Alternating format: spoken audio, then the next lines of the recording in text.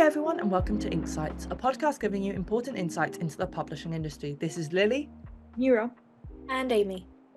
In this episode, we have our first interview for the podcast with Nadim Sadek, CEO and founder of Shimmer AI and author of the book Shimmer Don't Shake: How Publishing Can Embrace AI.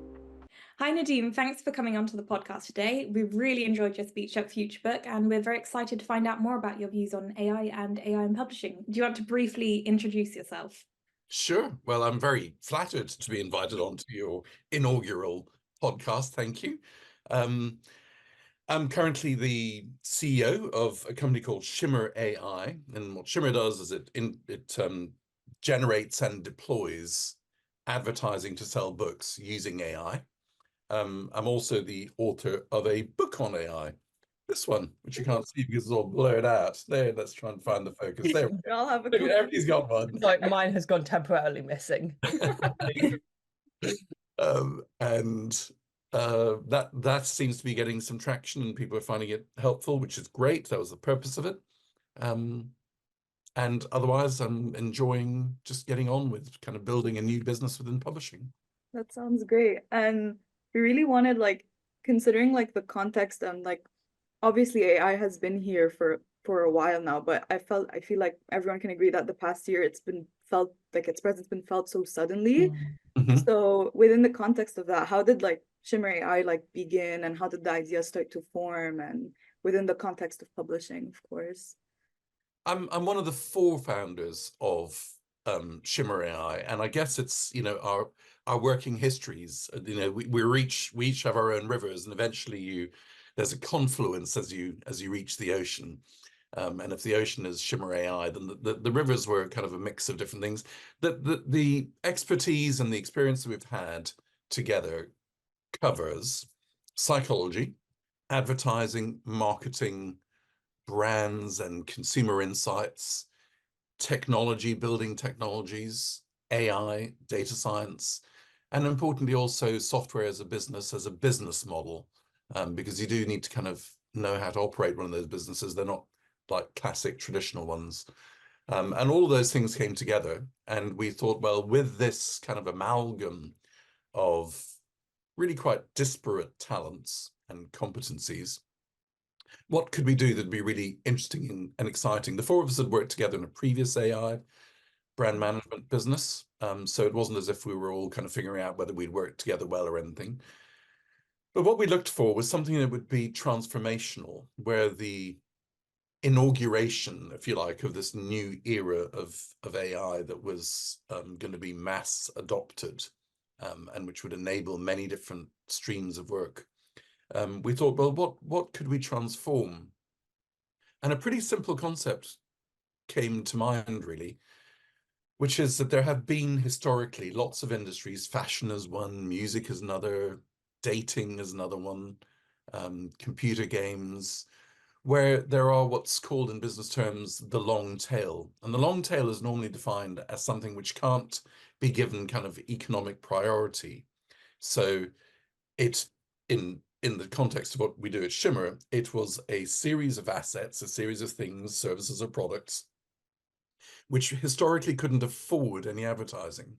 Advertising, you probably know, is an incredibly resource-intensive industry. It's full of human expertise, full of time, full of capital. It's expensive to make stuff.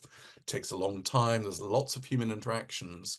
And that causes things like a backlist book to be completely unable to afford traditional advertising. And we thought, well, if we could employ AI effectively to be an analog to the traditionally human experience of producing advertising, and instead do it with machines, where a machine could analyze a book, figure out what its DNA is. I'll talk about book DNA.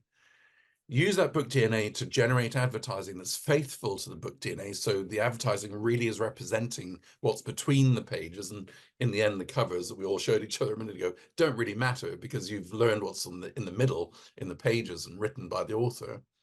And if that advertising can then be deployed into media where it's psychologically matched with people who will be interested in what that book DNA is all about, then we'd have a transformative thing. So putting it simply, we felt that publishing had a huge range of under-loved, under-monetized also assets, the backlist, that we could bring into the light, that we could help shimmer, which is why we're called Shimmer. And so that readers could be matched with much more fulfilling books. Authors would feel like their work was getting further and they could have greater engagement, and publishers would make a bit more out of their investments. So it felt like a pretty virtuous exercise and an interesting one. And that was the genesis of Shimmer. And I'm sorry it took so long to describe it. No, that sounds great.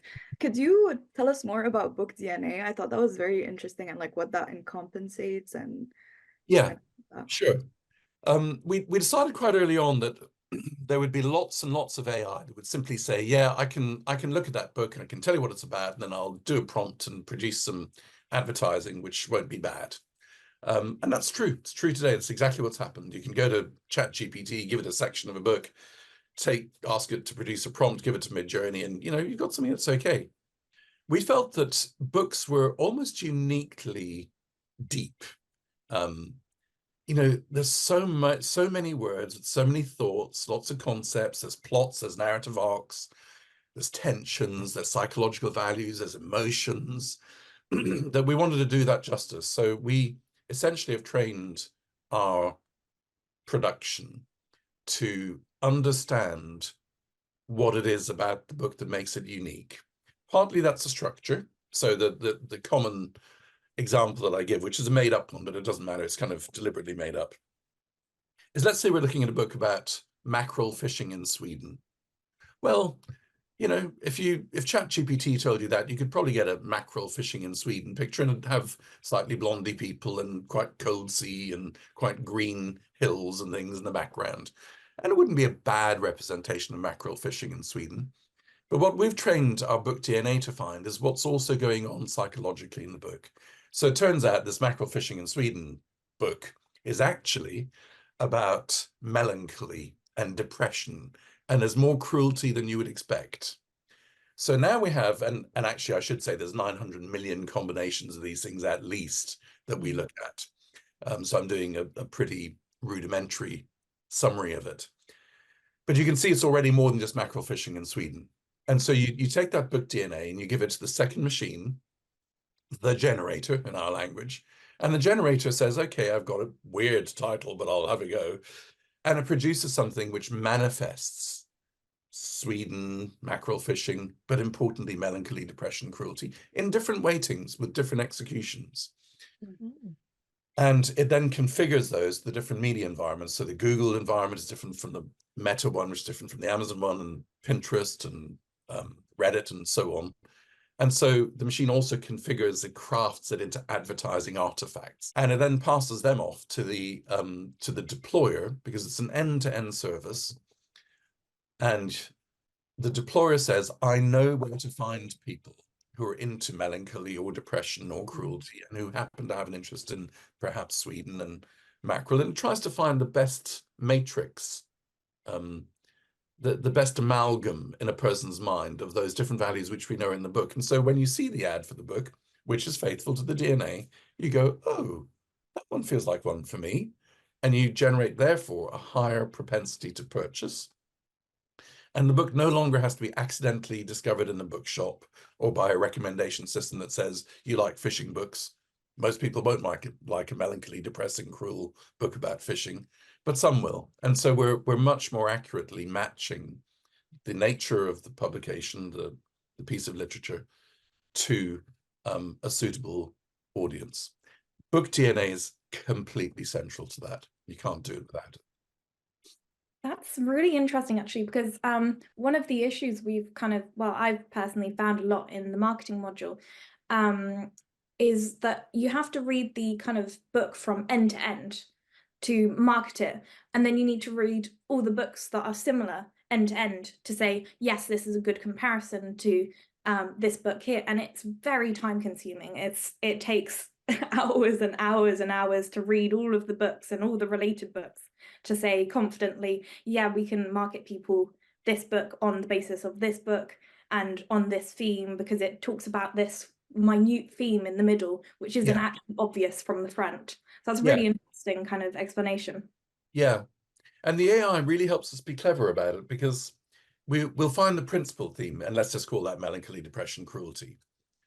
But also in that book, there will have been family loyalty or contentment in nature, you know?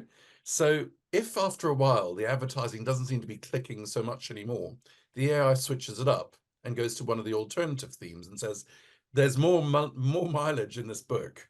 So let's try some of the sub themes as we previously classified them against a slightly different audience now. So it'll try some new executions against family loyalty. And those people will also find the book fulfilling if they read it. Mhm. So it's like it's more kind of moving and mobile as a marketing form as well. Yes, it continuously self-optimizes, and it figures out, is this execution really working? Should we try a different copy? Maybe it's the imagery that we're using, or maybe it's the audience it's deployed against, or maybe it's the channel that it's in, or maybe it's the weight or the time of day. I mean, it's kind of relentless, remorseless, and it just tries all the different combinations until it really clicks. That's fascinating, because I'm a bookseller, and obviously I can kind of know from the books that I've read, oh, this is, if you like this kind of book, you'll like this. But it's really difficult to imitate that in online marketing if you're not directly speaking to each consumer. So Yes. I see exactly what you mean. It would be really useful to be able to kind of like make the algorithm work with different people's Yeah. interests. And exactly like you say, the backlist is a massive thing that just does not really, publishers just don't have the resources to talk about those. Whereas backlist titles like Seven Husbands of Evelyn Hugo and like It Ends With Us by Colleen Hoover got massively popular just from people randomly discovering that. Yeah. So do you have any kind of plans in future to do that for the front list, or do you think that it's really best enabled solely for the backlist? The technology, the advertising that we produce works for anything. In fact, it works in those other categories as well. So, you know, instead of book DNA, you can have dating DNA, you can have fashion DNA, you can change that front module, and then you understand that category and you can do things. But just sticking to book publishing, we're being used pre-publication by some, we're being used front list by some, we're being used by some to do maintenance marketing that's constantly on. So you've got these highs and lows of episodic, ad hoc pieces of marketing, but Shimmer is running the whole time, giving a kind of constancy to the title and the author. It can be deployed at any point. That's really interesting. And we wanted to ask also, like, could you tell us about the process of working with publishing companies? Is it very, because I know that Shimmer AI is based on like a subscription model. Do you work very directly with companies, or is it more like a, like you said, more of an automated system? And I think things evolve. At this point in Shimmer, I mean, we launched only 4 months ago, really. We've been in R&D for quite a lot longer than that, but we've kind of been publicly accessible for only 4 months. And we've been absolutely, I mean, I'm delighted, and we couldn't have hoped for it, really. We've been overrun with interest and engagement and partnership, which I really, really appreciate. I've worked across a lot of different things. I mean, in my time, I didn't go through my own background particularly, but I've been in market research and marketing. I've invented brands in whiskey and food and music. I've dealt with lots of different communities and industries. And the book publishing one is remarkably welcoming, thoughtful, articulate, sensitive. I'm really enjoying it. So in terms of the kind of the human interaction that we're having, I think it's probably the most enjoyable industry that I've worked across. It is characterized also, and you hear this from the industry, everybody in the industry will say, oh, we're very kind of change averse, oh, we're very hesitant, oh, we're, you know, we like the status quo, and there is some of that. It's quite a conservative industry. But, you know, I joke it's the second oldest industry in the world. If you go back to Sumerian tablets, it's the start of the publishing industry. It's a pretty old industry. And it's changed and accommodated innovation all along the way. So I'm not finding a reluctance. I think we're finding the normal approach, really the normal graph, which is that the innovators, the people who've got innovative spirits and who embrace change and like flux, the early adopters have come to us first. But we've also been engaged, you know, with all all sizes of companies, including all the biggest ones, just, you know, evaluating what we can do for them. Our kind of business model is to deal with publishers and aggregators of self-published authors, because at this point, that's the way our system works, that it needs, you know, few points of contact with more volume behind it. But we do foresee in the future that we'll work directly with authors, and actually currently we're being contacted by loads of authors and we don't turn any of them away. You know, if they're excited by what we do, we don't want to say, oh no, we're not ready for you. We just have to make a bit more effort and deal with more people and more points of contact than we perhaps anticipated, but we're working on that. Oh, that sounds great. So we wanted to talk about your book, Shimmer Don't Shake, How Publishing Can Embrace AI. So we all got a chance to look at it, and we got a copy from the Future Books conference. And in the book specifically, you discuss the advantages and disadvantages of AI. And we wanted to discuss like is there a balance to be found between these opportunities and risks for like the publishing industry? Oh, I think there are. Yeah. You know, it's the book is partly called Shimmer Don't Shake because I wanted to have a balanced discussion of the way AI can be embraced.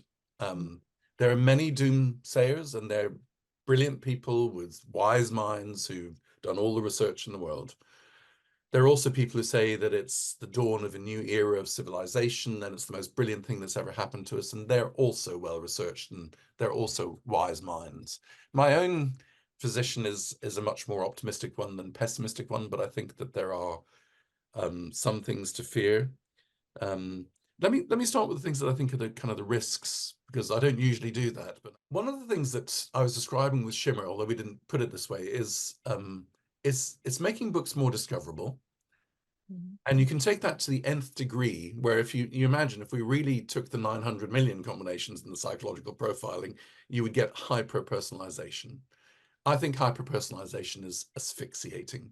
You know, you just end up, you know, you get identified for, you know, you dye your hair a particular color, you hang out, you drink this coffee, and it goes on forever with 1,000 different or several million different combinations of yours. So this is the book you must read, and it's the only one that suits you.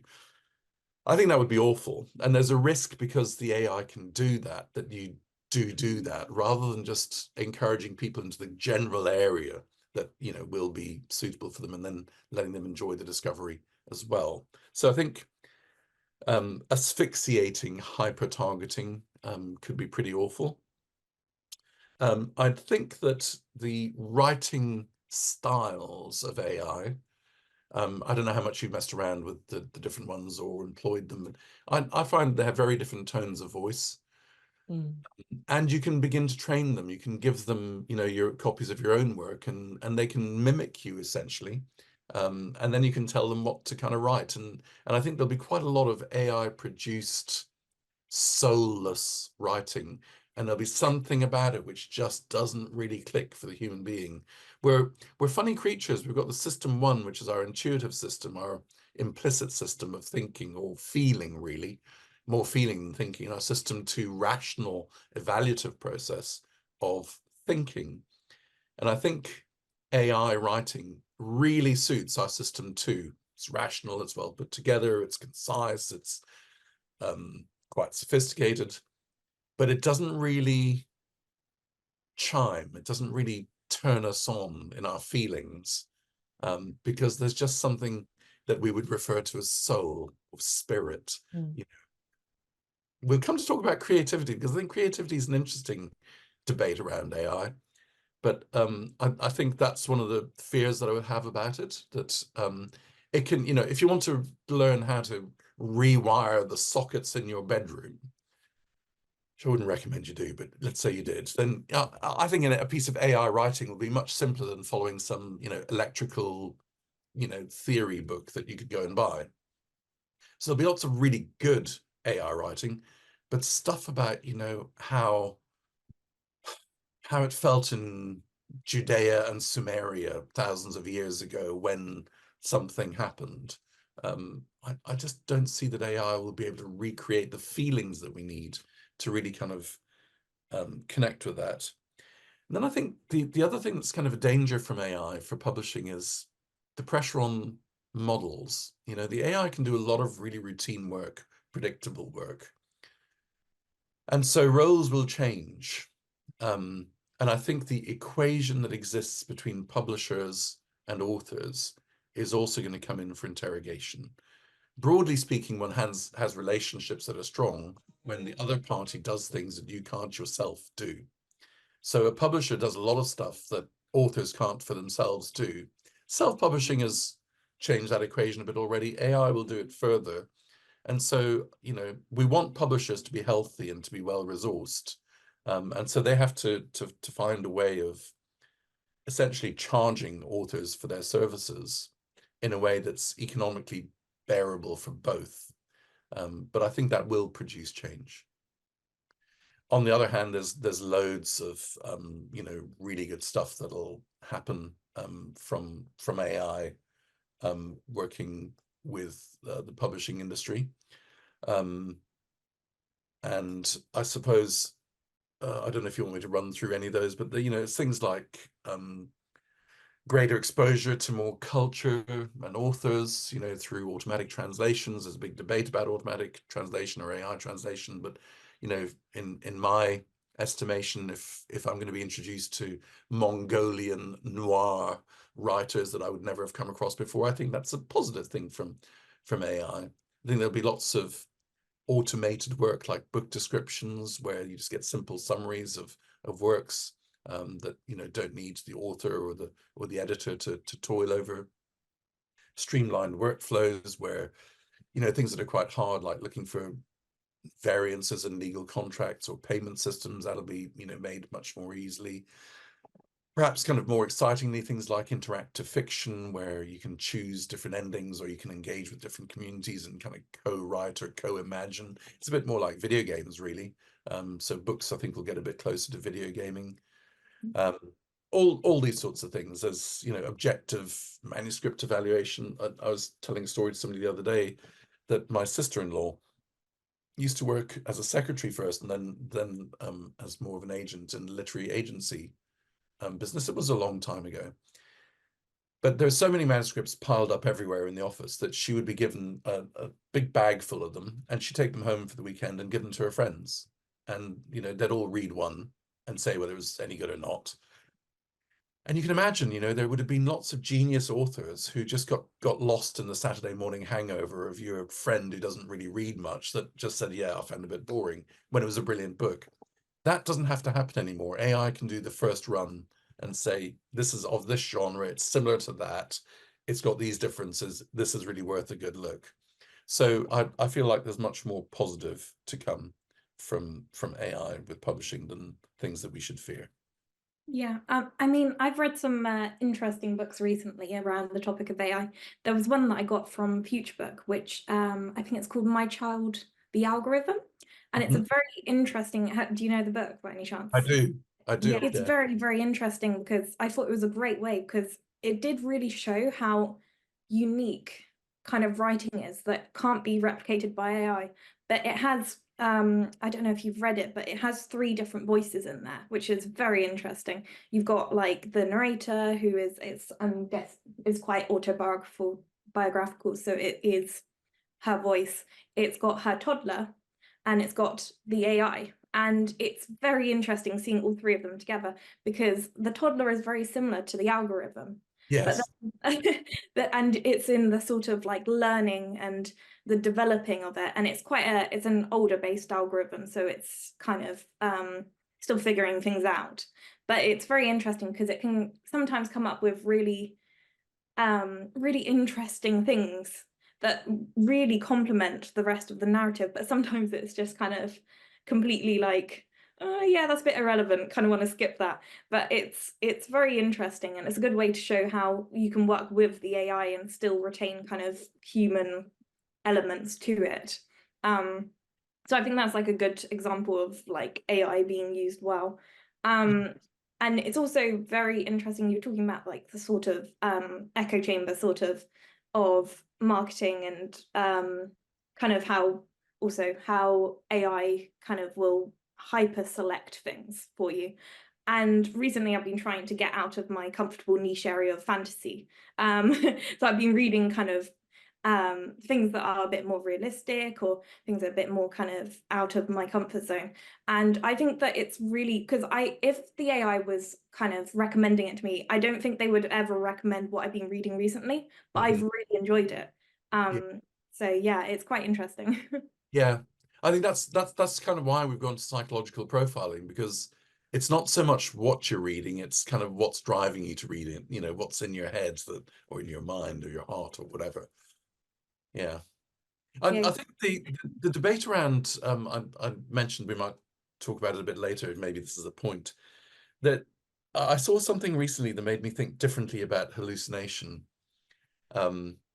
If you think about what we as humans have done on Earth, we domesticate. Actually, that's a kind of polite way of saying we enslave. You know, we make trees have a particular shape in gardens. You know, we have dogs that, you know, hang around our lives for no very good reason. You know, we have lots of animals that produce, you know, protein and stuff for us.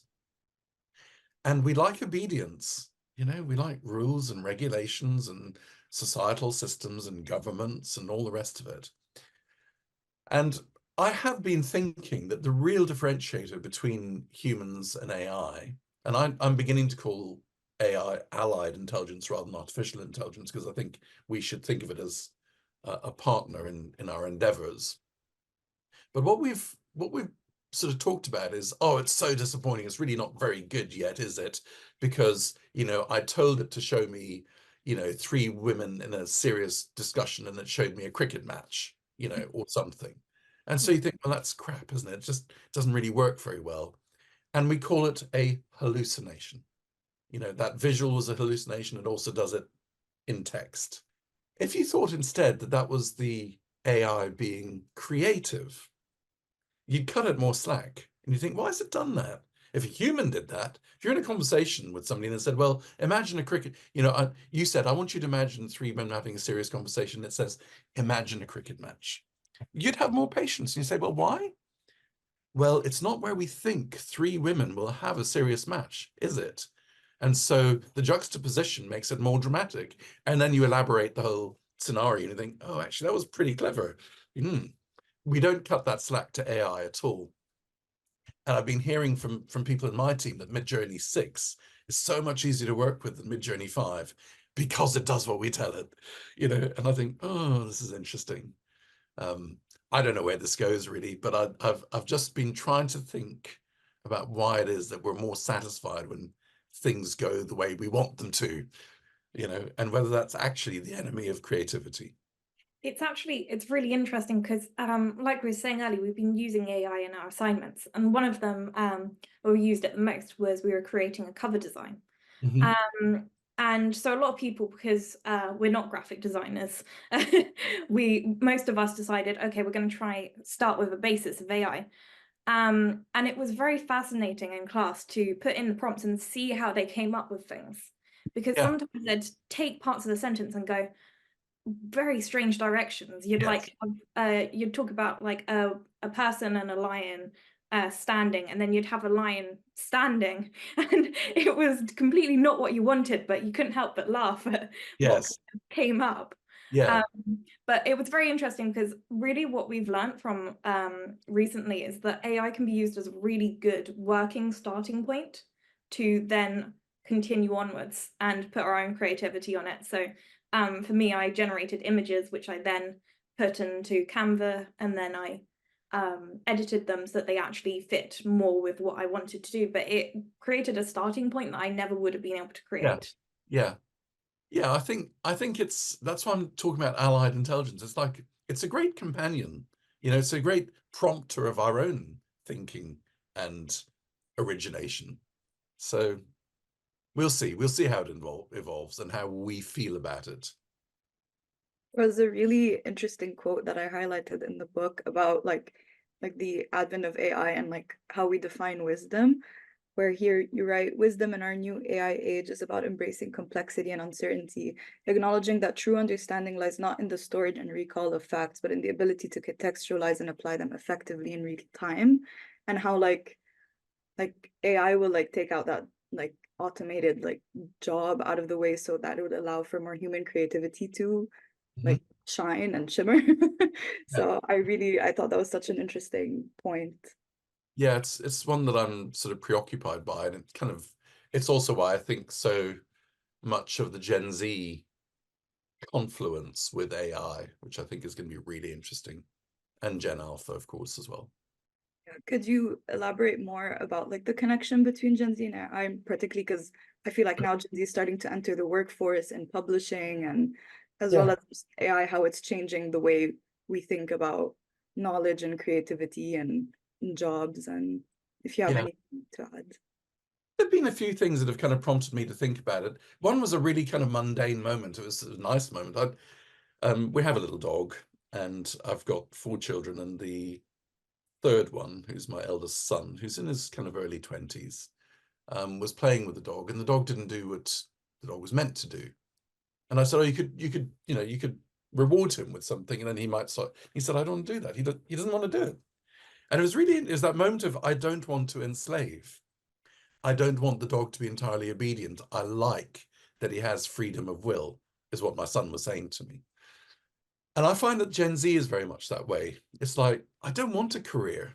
I don't buy into your company that I think I have a whole career path and I'm here for 3 decades and what you think about me really matters. It's frustrating to manage sometimes, it's annoying, but it's really healthy and I love it. The other thing that kind of Gen Z is doing, I think, is very much more using its intuition, its system 1 than its system 2. So I don't feel like doing that. No, it doesn't, I couldn't be asked. It's not really the thing that I want to do. And sometimes it is, but it's kind of more impulsive then. That's interesting because you're relying upon your nature more than your kind of rational consideration of things. And then Gen Z has been very acquainted with technology. And I talk a little bit about streaming rather than hard disking, which is actually coming from what you just quoted, Mira. That, rather than committing yourself to learning everything at school and going on to university and filling your head full of the stuff and, consuming tons of papers and trying to retain it and summarize it and access it, which is all quite a difficult technical skill intellectually, you just access stuff when you need it. Because there's so many ways of accessing things now. I mean, at least Google, but and of course all of its different parts like YouTube and online learning and videos and listening audio and visual rather than just kind of the written word that you have to read. And so I think Gen Z has just maybe accidentally in society turned up at a point where there is this allied intelligence that can say, when you want to know about something, I can give you tons of stuff about it. If you say you want 4 different perspectives on it, I will instantly give you 4 different perspectives on it. Like, is the continuation of fossil fuel extraction a good thing for society? Like, quite a difficult question, full of issues. You can ask it for diametrically opposed views and it'll give them to you. And so what Gen Z now has to do is not learn all about fossil fuel extraction and the good of society, but it needs to critically think. It needs to get used to saying, that argument looks a bit spurious, that one is well-founded, and I see how it connects to those 3 other things that were said. And so I'm more inclined to believe this and to be convinced by it. So I think Gen Z's disobedience and unwillingness to be enslaved by, the pillars of society and the previous processes of making a career ally perfectly with an intelligence that can supply information immediately in easily accessible and consumable form around which you then make critical thinking decisions. I think what Gen Z does not yet have, and Gen Alpha definitely needs to be taught it, is more and more and more critical thinking. I would spend way more time in schools debating things, looking at, what kind of sources of information you can trust and where you should be skeptical, those sorts of things, rather than the information itself. I spent a huge amount of my childhood learning about, the different coal mines in Wales or something, I don't need them in my head. They're there, but I don't need them. I could go and access that now, but then ask me a question about, coal mining and sustainability, AI will help me do that much more than it ever did in the past. It's almost more academic, actually, because I feel like in the past, when we're at kind of lower stages of education, we get these sources and we think, oh, this is the truth, this is fact. We never really think too much, but only now at kind of postgraduate level, we're thinking about whether it's actually kind of, whether this is a reliable source, whether this is a good kind of thing that it's saying, does this line up to what we've already kind of thought about? Does this kind of journal that it came from actually seem credible? So it's quite interesting that you're talking about how AI we have to approach it. And as Gen Z and kind of Gen Alpha, sort of we approach it a bit more kind of critically, because that's almost a more academic thing than just knowing education.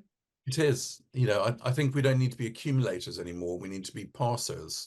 We need to be surveyors of information and evaluators of information, not collectors of it. That's a big change. And it brings a big societal challenge, as I know you've heard me say before.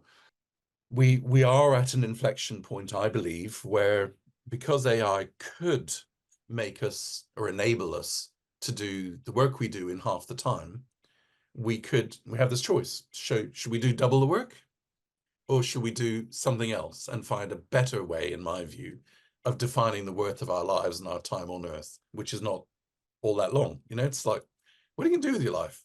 What are you going to be satisfied to have done? It's not necessarily doing twice the amount of work that you do now because there's an efficiency tool that's turned up called AI.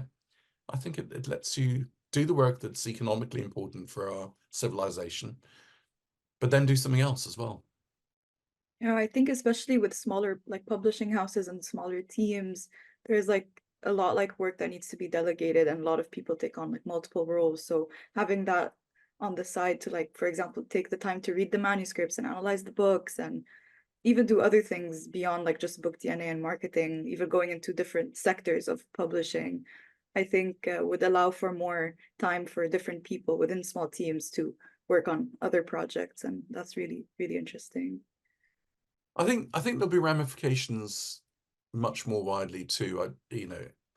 Who owns AI? It's largely big corporations. The ones we're seeing at the moment are the American ones, but actually there's Chinese and Russian and others too. What's our contract as a citizen in a society? It is generally to drive by the rules of the road so that there's a health system or a defense system or a transport system or something, there's an exchange. I give you my life and obedience for you to provide me with security and health in a way, something like that. Will we in future think it's kind of ridiculous to have all of these national boundaries? Why do we have 200 or more countries, whatever it is? Will we have ultimately only one president of the earth, so to speak? And that's because the enlightenment and the power that knowledge gives, instantly accessible knowledge that we can pass, that we can critically think through, means that we have far fewer obligations to higher powers in our lives for their wisdom or their guidance or their responsibilities. We can really start to think, I think the capacity of all humans is going to be at a much higher level societally because of AI. And so the traditional hierarchies of leadership and power, I think, will be challenged. And that applies in publishing. I know we're talking about publishing, but I think it also talks much more widely. And that's where I think AI is going to enable much more interesting writing and publications than anyone had dared to do before. It's like we're having fertilizer poured all over our thinking and our creativity right now. And what are we going to do with it? And I think it's Gen Z and Gen Alpha that are going to do the things with it, and that's great. Yeah, AI will challenge us to become better writers. I agree. We're all going to be scared, like, I'm going to write better than the machine. Yeah, I think bigger thinking writers is what it's going to become. Yeah. More daring. Yeah. Yeah, I think moving on to more final questions and concluding remarks. we wanted to ask you, where do you see Shimmer AI going in 2024, as well as just publishing and AI in general? I hope that we continue to be very lucky. You know, we've had such a nice, warm reception from the publishing industry. We're improving our product all the time. It'll get better and better as the year goes on, as the years go on.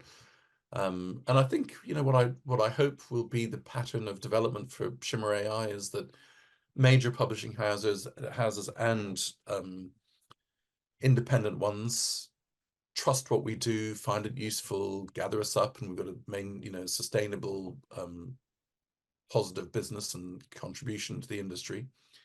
I think we will gradually accommodate more and more authors who will probably self-serve on our platform, because we want to make the product easier and easier to use, and that should be easy for them to do, which means that everybody has a chance to promote their work in a way that wasn't previously possible. So that means that we'll kind of go from published authors to self-published authors. And I think as people begin to trust what they see in Shimmer advertising and to think, yeah, you matched me well with the book, a community of people who believe in what Shimmer does and how accurate the book DNA is, will begin to come together, and that becomes a kind of recommendation system. I think that's really interesting. We're focused mainly on the US and the UK, but I think there are other markets that speak English that we can go to, and then after the English-speaking markets, we can go to German and Portuguese and Japanese and Chinese and so many others, Spanish and Arabic and so on.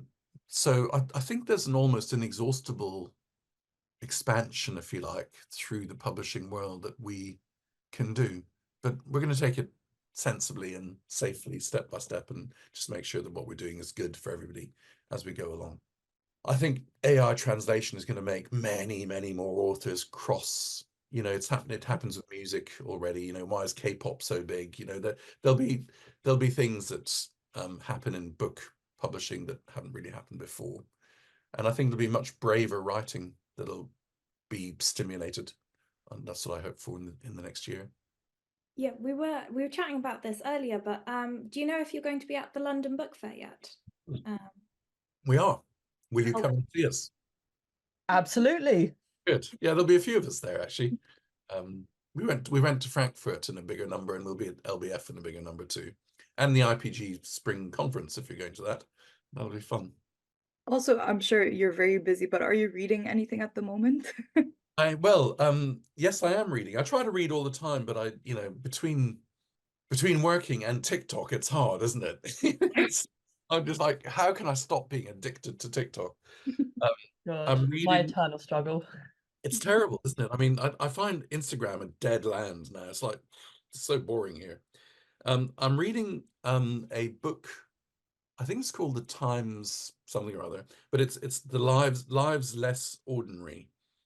And it's a collection of obituaries. I've always wondered why people read obituaries, and I thought, that's like, why do you do that? Open a newspaper, go to the back and read the obituaries.